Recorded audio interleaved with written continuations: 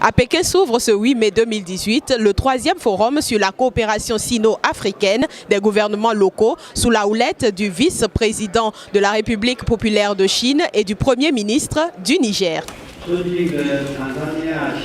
La Chine se réjouit de vous accueillir car notre amitié avec l'Afrique est bien vieille.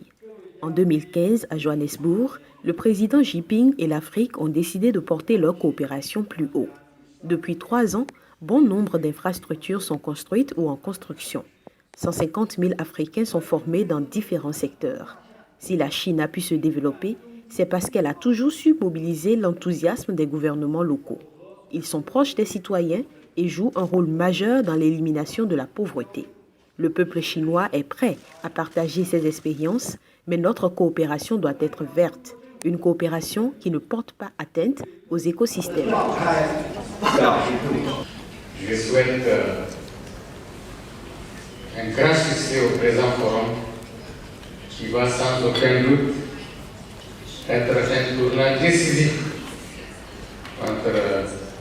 de la coopération entre l'Afrique et la Chine. À la suite de l'ouverture officielle, le forum de haut niveau s'est étendu sur les questions de lutte contre la pauvreté et du développement durable avec les interventions de la Chine, de la Mongolie, de l'Afrique du Sud, du Congo et du Kenya.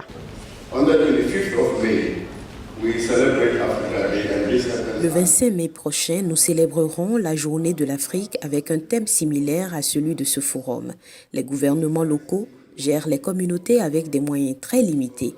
Alors en Afrique du Sud, notre programme de travail communautaire met en avant la protection de l'environnement, réduit l'usage des sacs plastiques et les participants sont formés pour aménager le territoire.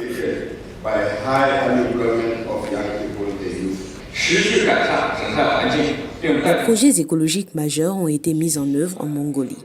Nous avons donné la priorité à la lutte contre la désertification. L'économie du désert a beaucoup progressé dans notre région. Grâce aux efforts de plusieurs générations, l'avancée du désert a été jugulée.